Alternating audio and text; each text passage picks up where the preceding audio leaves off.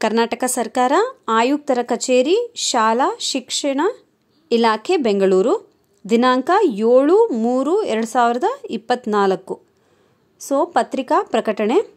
ರಾಜ್ಯ ಪಠ್ಯಕ್ರಮದ ಸರ್ಕಾರಿ ಅನುದಾನಿತ ಅನುದಾನ ರಹಿತ ಶಾಲೆಗಳಲ್ಲಿ ವ್ಯಾಸಂಗ ಮಾಡುತ್ತಿರುವ 5, 8 ಮತ್ತು 9ನೇ ತರಗತಿಗಳ ವಿದ್ಯಾರ್ಥಿಗಳಿಗೆ 2023-24ನೇ ಸಾಲಿನ ಸಂಕಲನಾತ್ಮಕ ಮೌಲ್ಯಮಾಪನ 2 SA2 ಮೌಲ್ಯಾಂಕನ ನಡೆಸುವ ಸಂಬಂಧ ಘನ ಉಚ್ಚ ನ್ಯಾಯಾಲಯದಲ್ಲಿ ದಾಖಲಾಗಿದ್ದ ಪ್ರಕರಣಕ್ಕೆ ಸಂಬಂಧಿಸಿದಂತೆ ಸರ್ಕಾರದ ದಿನಾಂಕ 6/10/2023 ಮತ್ತು 9/10/2023ರ ಅಧಿಸೂಚನೆಗಳನ್ನು ಏಕಸದಸ್ಯ ಪೀಠದಲ್ಲಿ ಸ್ಕ್ವಾಷ್ ಮಾಡಲಾಗಿರುತ್ತದೆ.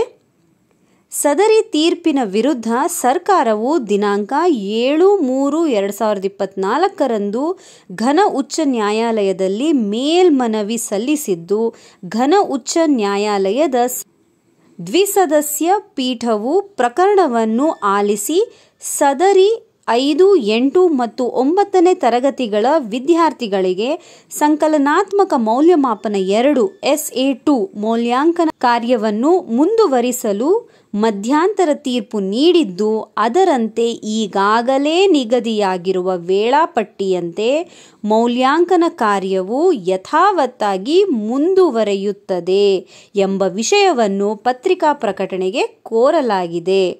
ಆಯುಕ್ತರು ಶಾಲಾ ಶಿಕ್ಷಣ ಇಲಾಖೆ. ಹಾಗಾಗಿ ನಿಮಗೆ ಎಕ್ಸಾಮ್ ಕ್ಯಾನ್ಸಲ್ ಆಗಿಲ್ಲ.